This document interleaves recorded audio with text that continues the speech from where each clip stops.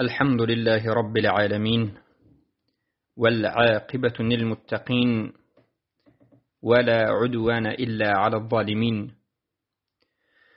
والصلاة والسلام على إمام الموحدين الذي بعث رحمة للعالمين وعلى آله وصحبه أجمعين. أما بعد، السلام عليكم ورحمة الله وبركاته. بإذن الله سبحانه وتعالى این حلقه 74 از آموزش علم توحید است و ان شاء الله سبحانه و تعالی در این حلقه به شما یک چند مسائلی که تعلق به توحید الوهیت دارد بیان خواهیم کرد. برادران و خواهران عزیزم، این مسائلی که در حلقه ها ذکر کرده می شود در حلقه های گذشته و این حلقه و آینده مسائل های بینهایت مهم است که برای فهم صحیح الوهیت، برای فهم صحیح توحید الوهیت البته بیان کرده شده است و از همین جهت باید گوش کننده این حلقه های درسی دقت در بالای این مسائل داشته باشد و تأمل و اندیشه بکند. موضوع اول امروزه ما این است که علما یک قاعده بزرگ را بیان کردند و البته این قاعده از قرآن و سنت گرفته شده است. قاعده این است که میگویند لا تصح الالوهیت و عبادت الله الا بالتوحید. صحیح نمی شود الوهیت و عبادت الله مگرم با توحید. الوهیت در اینجا به معنای عبودیت آمده ایستاده است، یعنی بندگی که انسان انجام می دهد، بندگی که انسان نسبت الله انجام می دهد، عبادتی که بنده به الله انجام می دهد. همان وقت صحیح گفته می شود، همان وقت این عبادت ها قبول می شود که همراهش توحید وجود داشته باشد. توحید را ما در حلقه های گذشته به شما بیان کردیم که یعنی یگانه دانستن الله، نسبت دادن این همه عبادت ها تنها به الله، یعنی به الله این همه عبادت ها را انجام می دهید. یگانگی را به کی نسبت می دهید در عبادت؟ به الله. توحید یگانه دانستن الله از همه جانب و حالا در عبادت. پس این یک قاعده بینهایت بزرگ است. البته این یک قاعده است که تمام رسولانی که الله سبحانه و تعالی فرستاده است با همین قاعده مبعوث شدن، یعنی همین قاعده را به مردم بیان میکردن و مقصدی آمدن تمام انبیا و رسول همون بیان کردنی همین موضوع بود که ای مردم، عبادتی که شما به الله میکنید همان وقت صحیح میشود که یگانه الله را عبادت میکنید، غیر الله را عبادت نکنید. همین توحید است.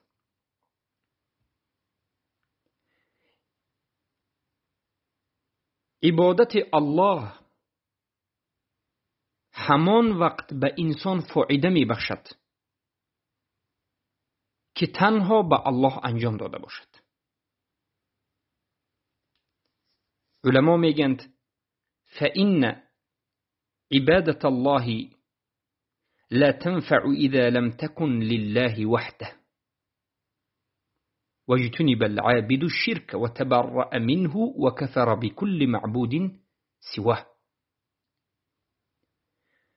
همانا که عبادت الله به انسان منفعت نمی بخشد زمانی که خالص به خاطر الله یگانه نباشد، زمانی که بنده از شرک اجتناب نکند و از شرک براءت نکند، از کفر براءت نکند و از همه آن معبودهایی که غیر از الله است براءت نکند.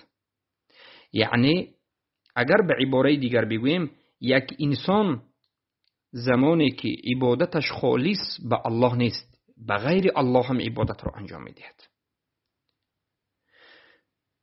زمانی که از شرک اجتناب و دور نشده است، اجتناب نکرده و دور نشده است، از شرک براءت نکرده است، از این معبودهای باطلی که بجز الله وجود دارد براءت نکرده است، به اونها کفر نورزیده است، پس این عبادتی که به الله انجام می‌دهد در این حالت به او فایده ندارد. مقصد این قاعده همین است که همان وقت عبادتی که شما به الله انجام می‌دهید به شما فایده می‌بخشد که شما یگانه به الله انجام می‌دهید. و انمین سخن را باید تمام مسلمان ها دارند. انمین سخن را باید تمام مسلمان های امروزه دانند و فهمند. خصوصا مسلمان های ملت تاجیک که خود را مسلمان میشمارند باید دانند. این زن و مردها، این پسر و دخترهایی که امروز سبحان الله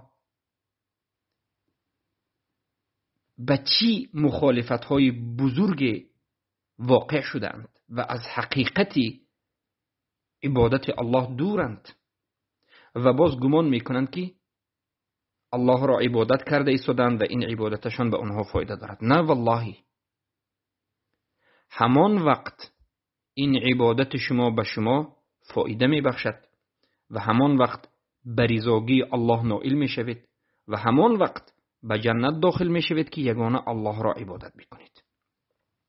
هر کسی که عبادت الله را ترک میکند داند که خاب و خسیر، زیان کشید، او بانکرات است، او در این دنیا و آخرت به عذاب الهی گرفتار خواهد شد. چرا که مطلقاً ترک کردن عبادت الله این کفر است. تارک الصلات کافر است.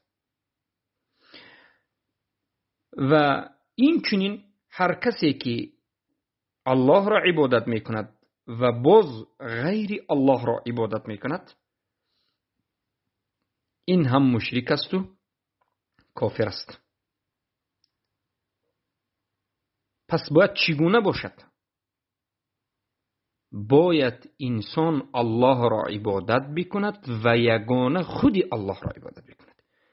هم عبادت کند و هم غیر الله را ترک کند.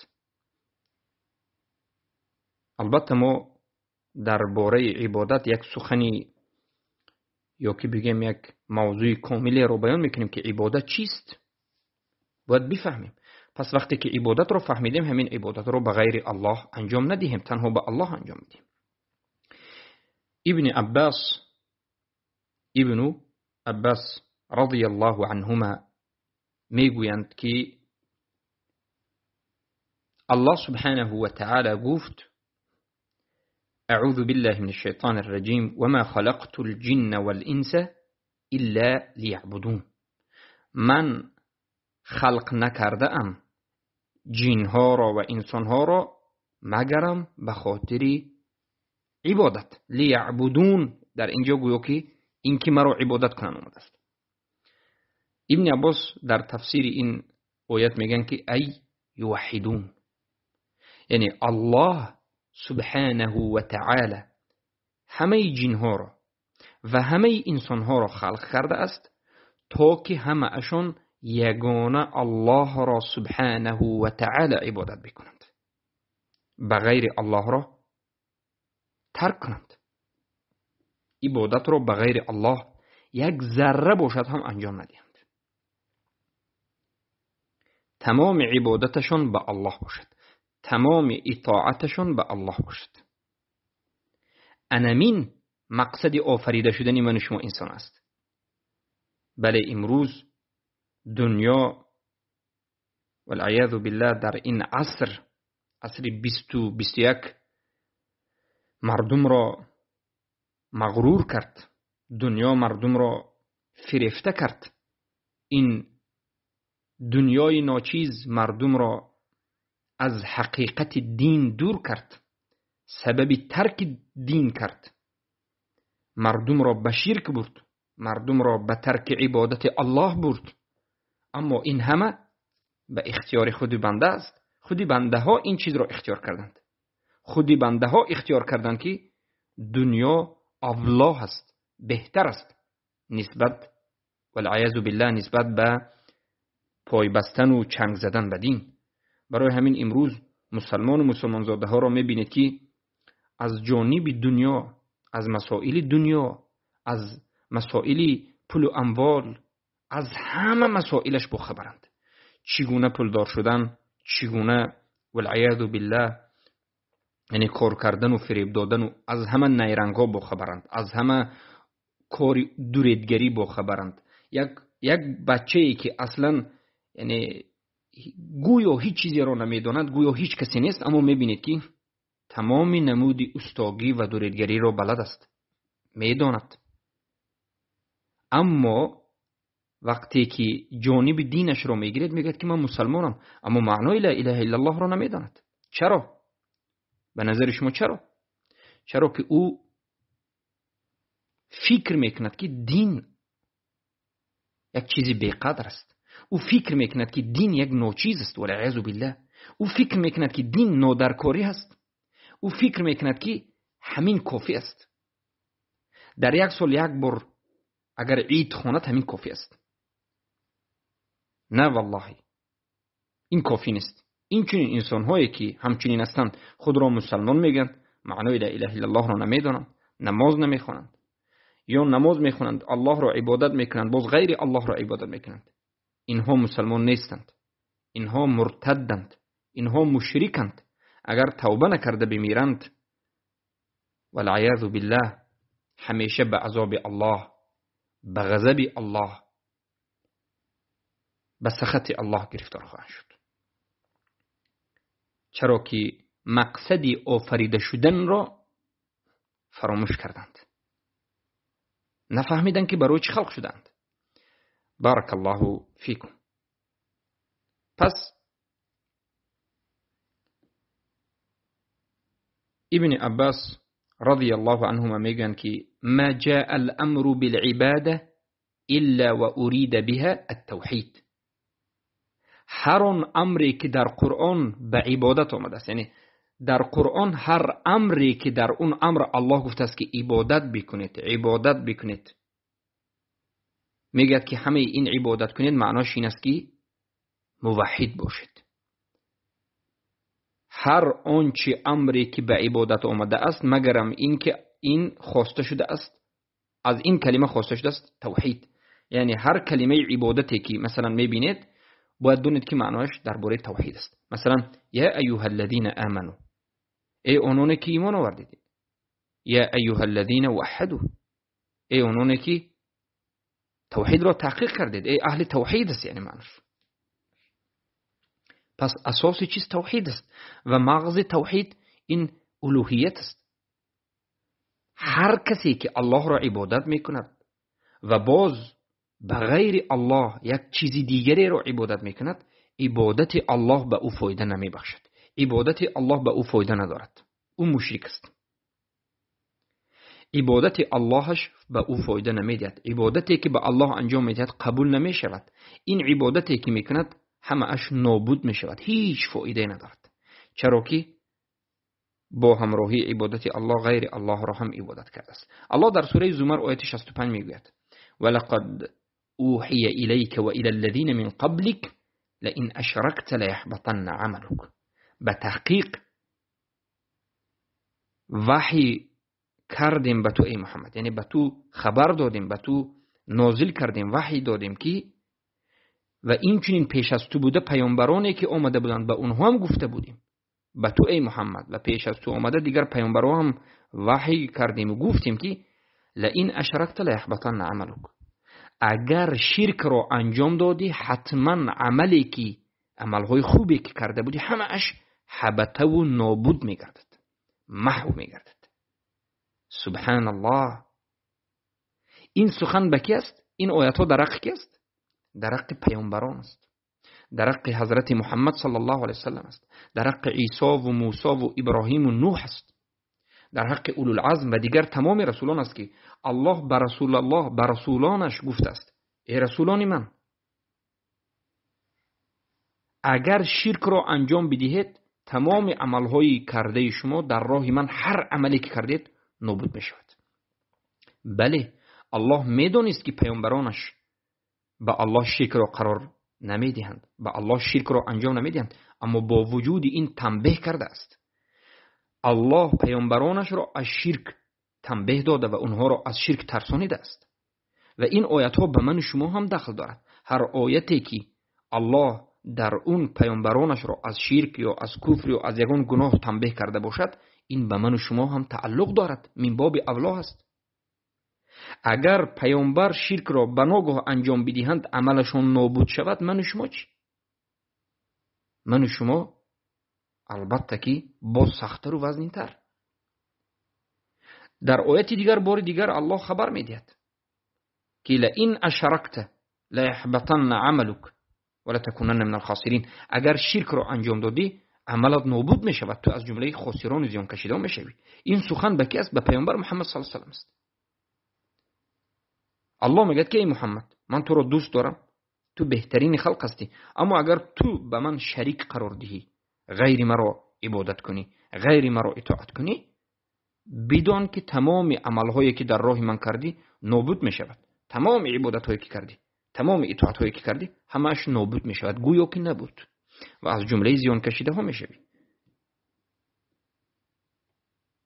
وقتی که ما میگیم که به امروزه مشرکا ای مشرکا شما به الله شرک قرار داده ایستادید و عبادتهایی که میکنید فایده نمیبخشد، غضب میکنند، گویا که آنها از پیامبر صلی الله علیه و سلم هم از دیگر رسولان هم افضلند. الله اگر به رسولانش، به خلیلش ابراهیم و محمد صلی الله علیه و سلم از همه بهترین این بگیم فرزند بهترین آدم که محمد صلی الله علیه و سلم است، ابراهیم علیه السلام است، اینها خلیل الله هستند. الله به اینها تنبیه داده باشد که عملت اگر شرک شد تمام عملهایت نابود می شود. توی مشرک چی؟ تو یک کسی هستی که اصلا هیچ وعده از الله ندیدی، از الله نشنیدی و ندیدی که الله سبحانه و تعالی تو را قبول کرده باشد. تو همیشه در حالت خوف هستی و امید هستی. پس غضب نکن و شرک را ترک کن و به سوی الله بازگرد. امروز وقتی که به مشرکین میگیم که شما شرک را انجام داده اید، تعجب میکنند، گمان میکنند که شرک این دین است، شرک این عبادت است. برای همین است که زمانی که مشرکای قریش به پیامبر صلی الله علیه و سلم گفتند که ما یک سال الله را همراه تو یگانه خودش را عبادت میکنیم و تو هم ای محمد با همراهی صحابگانت یک سال همراه ما الههای ما را عبادت میکنی. سبحان الله. نظر کنید به سبب نازل شوی سوره کافرون. مشرکا دیدند که پیامبر صلی الله علیه و سلم مردم را به توحید دعوت میکنند، در همین راهشون ثابت قدم هستند، کفر به طاغوت دارند، براءت از مشرکین، از شرک، از الههای باطل اونها کرده اند. مشرکا به پیامبر صلی الله علیه و سلم پیشنهاد کردند که ای محمد تو یک سال ما را، یک سال ما تو را، حتی گفتن اول ما یک سال همراه تو الله را عبادت میکنیم. ببینید مشرکا گفتند که بیا به ما اجازت بده یک سال ما مشرکا همراه تو یگانه الله را عبادت میکنیم، تمام گفته های تو را انجام میدیم، یک سال اصلا بت‌ها را ترک میکنیم، به نزد بت‌ها نمیرویم، لات، منات، عزا و دیگر بت‌هایی که است، همه این شرکیات را یعنی ترک میکنیم یک سال. فقط همراهی تو هستیم، یگانه الله را عبادت میکنیم. نعبد الله وحده سنه، عبادت میکنیم یگانه الله را یک سال. و اما بعد از یک سال، در سال آینده، سال دوم، تو با همراهی صحابگان رضی الله عنهم می آیی با ما مشرکا یک جای یک سال عبادتی الههای باطل ما را میکنیم. عقد خواستند، دگوار خواستند که یک عقد کنند، یک عهد و پیمانی را خواستند که همچنین از پیامبر صلی الله علیه و آله گرفت. پیامبر نگفتند که بله من راضی هستم، نگفتند. پیامبر حتی فکر نکردند که انا اینها را با همین راهی فریب دعوت میکنیم، یک سال همراه ما میگیم مالش ما راضییم، شما یک سال بیایید، در مدت این یک سال ما اونها را دعوت میکنیم و آهسته این و اون. هیچ چیزی نگفتند. برای که مسئله توحید است، مسئله شرک است، مسئله رضاگی الله است و سخط الله است. پیامبر یک باره انکار کردند. البته سوره کافرون به خاطر همین نازل شد. امروز اگر یک طائفه بزرگ از مشرکا که دشمنی سرسخت‌ترین مسلمان ها باشد بیاید و گوید که مسلمان ها جنگ بیاید بین ما و شما بس است، یک سال ما همراهی شما چیزی که شما گفتید میکنیم، بعد از یک سال همراهی ما شما میکنید. اعوذ بالله، بعضی بسیاری از مسلمان ها راضی میشود، میگن که یک سال بگذارید همراهی این ما مسلمان ها کافر باشند، در مدت یک سال دعوت میکنیم، این میکنیم و این میکنیم و راضی میشوند. نه نه نه نه، والله ما راضی نیستیم که مشرکا یک سال عبادت الله ما را کنند در حالتی که اسلام را کاملا قبول نکردند. اونها فقط یک سال موقتا میخواند، بعد از یک سال ما رو میخواند که مشرک کنند. الله سبحانه و تعالی نازل کرد، گفت قل یا ایها الكافرون لا اعبد ما تعبدون ولا انتم عابدون ما اعبد ولا انا عابد ما عبدتم ولا انتم عابدون ما اعبد لكم دینکم ولی دین. الله گفت بگو ای محمد صلی الله علیه و سلم، بگو که ای کافرها، یعنی مشرکا رو الله چی ندا کرد؟ کافرها گفت. ای کافرها، ای کافرهای قریش، ای کسانی که میخواهید که یک سال الله را عبادت کنید و بعد از یک سال میخواهید که محمد صلی الله علیه و سلم همراه مؤمنین و موحدین روند اله شما را عبادت بکنند. به اونها ای محمد بگو که لا اعبد ما تعبدون، هرگز عبادت نمی کنم اون چیزی که شما عبادت میکنید. اولا براءت را پیامبر صلی الله علیه و سلم اعلان کردند. الله امر کرد که پیامبر براءت را اعلان بکن از مشرکین. بگو به اونها که هرگز یک ذره هم به تو امید نکنند که روز شاید تو یا یکی از مسلمان ها عبادتی الهی باطل اونها را بکنی. نه، مشرک باید داند، کفار باید بدانند، مرتدین باید بدانند که مسلمان یگان روز، یگان وقت همراه مشرکین نمی شود. باید این را بداند. انمین است برایت. باید شما آشکار کنید که ما همراه شما نیستیم، ما همراه عقیده شما نیستیم، همراه دین شما نیستیم. آن چیزی که شما عبادت میکنید ما هرگز عبادت نمیکنیم. ما بیزار هستیم از شما و از این عبادتتون. انمین است برایت. و بعد از این چی گفت الله؟ ولا انتم عابدون ما اعبد. ای پیامبر بگو که شما هم ای مشرکا آن چیزی که من عبادت میکنم عبادت نمیکنید. یعنی چی؟ یعنی مسلمان نشوید؟ نه، شما همان وقت الله را عبادت میکنید که لا اله الا الله و محمد رسول الله را معناش را فهمید، نطق کنید، قبول کنید، اقرار کنید، تصدیق کنید و به مقتضا و طلبات لا اله الا الله چی کنید؟ عمل کنید. اما فقط بیایید و به ما بگویید که یک سال ما قد شما الله را عبادت میکنیم یا ما الله را عبادت میکنیم و شرک هم باقی میماند. نه، ما راضی نیستیم. ما راضی نیستیم که مشرکا بیاید و الله ما را عبادت کند و باز در حالت شرکیش قرار دارد. ما راضی نیستیم. برای همین به همه مشرکا میگیم که شما ای مشرکا الله ما را عبادت نمی کنید تا همان زمانی که شرک را ترک نکنید. اگرچه شما الله را عبادت کنید هم عبادت شما قبول نیست، اصلا قبول نیست، هیچ فایده ندارد. ببینید چقدر قاعده زیبا. یک بار دیگر الله تاکید میکند و میگوید که ولا انا عابد ما عبدتم. بار دیگر گو ای محمد که من اون چیزی که شما عبادت میکنید عبادت نمیکنم. ولا انتم عابدون ما اعبد. و اون چیزی که من عبادت میکنم شما عبادت نمیکنید. در حالتی که مشرکید، شما حق ندارید که بیایید و همراه ما الله را عبادت کنید. همان وقت انسان حق عبادت الله را دارد که اول غیر الله را ترک کند. اول غیر الله را ترک کند. اگر غیر الله را ترک نکند، عبادت غیر الله را ترک نکند، 1000 سال اگر الله را عبادت کند هم فایده ندارد، برای آنکه مشرک است. ما گفتیم شرطی عبادت نمودن الله این است که اول کفر به طاغوت به وجود آید. غیر الله باید ترک کرده شود. اعتقاد کرده شود که غیر الله چی است؟ باطل است. اعتقاد کرده شود که عبادت غیر الله باطل است. این کفر به طاغوت است. لکم دینکم ولی دین. برای شما دین شماست و برای ما دین ماست. بله، معناش این نیست که امروزه مشرکا این آیت را میفهمند که شما به دین خودتون گردید، شما هم حق هستید، ما به دین خود ما هستیم، ما هم حق هستیم، ما و شما برادر هستیم، دین ما و شما یک است، شما هم به دیگر راه اعوذ بالله جنت، ما هم به دیگر راه جنت. هر کسی که این آیت را همچنین فهمد مشرک است و مرتد است و کافر است. برای که یگان یهودی و یگان نصرانی که فهمید که در روی دنیا دین اسلام است و ایمان آورد به جنت داخل نمی شود.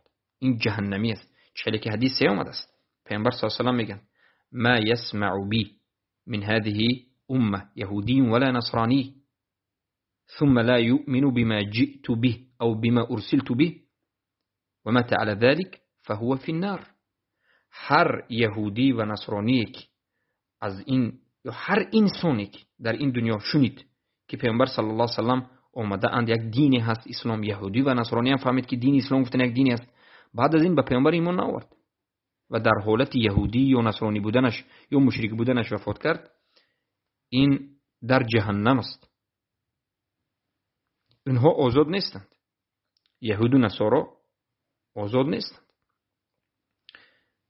ما هیچگاه اقرار نمیکنیم که دین اونها حق است. دین اونها باطل است، دین اونها شرک است، همه اونها کفار هستند. بارک الله فیکم. معنای این آیت، معنای صحیح این آیت لکم دینکم ولی دین چیست؟ یعنی شما دینتون دینی شرکی هست، ما براءت از این دینتون میکنیم. این دین شرکیتون از ما نیست، از خودتون است. لکم دینکم این معناش همین است که این دینی که شما ساختید، این دین شرکی، این دین شما است. ما از این دین شما بیزار هستیم. دین ما دین یکتاپرستی است، ولی دین ما دینمون از دین شما جدا است. دین ما علاهیده است. دین ما اصلا به دین شما یگان نزدیکی ندارد. دین ما یکتاپرستی است، دین شما شرک است. در دین ما الله یگانه است، احد است و صمد است. در دین شما اعوذ بالله الله فرزند دارد. در دین یهود که یهودی ها میگد عزیر ابن الله، عزیر پسر الله است، و در دین نصارا میگن که عیسی ابن الله، عیسی پسر الله است. ما از این دین شما براءت میکنیم، برای اینکه این دینتون دین ساخته خود شما است و ما دینمون دین یکتاپرستی هست، دین توحید است، دین اهل توحید است، دین موحدین است و هیچگاه دین ما با دین شما نزدیکی نمی کند. برای همین علما میگویند که هر جماعتی که میخواهد که بین این دو دین نزدیکی ایجاد بکند، به معنای این که بگوید که هر دوی این دین یعنی برادر هستند و نباید به هم دیگر بجنگند و این دین ها عاقبتش این است و آن است و مسلمان و یهود و نصارا به هم دیگر برابر است و برادر است و این است و آن است، این چنین یعنی اعوذ بالله جماعت ها در عصر 20 و 21 به وجود آمده است. میخوان که یعنی مسلمان، یهود، نصرانی همه به همدیگر اعتقاد بکنن که همه مسلمانند، همه دینشون حق است. تقریب بین الادیان گفتنی یک نزدیک کردن بین دین ها، یا که وحدت الادیان، همه دین یک دین است گفتن، همچنین قاعده. علما میگن که هر کسی که به همین تقریب الادیان مشغول است و وحدت الادیان است و این است و اون است، این همه میگن انسان هایی که به این کارها مشغول است، دین ها رو به هم دیگر نزدیک کردن میخواد، مشرک است و مرتد است. هیچ وقت شرک و توحید به هم دیگر نزدیک و به هم دیگر در یک جا جمع نمی شود.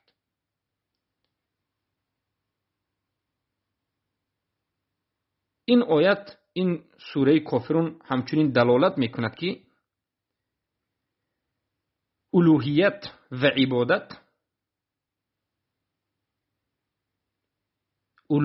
عبادتی که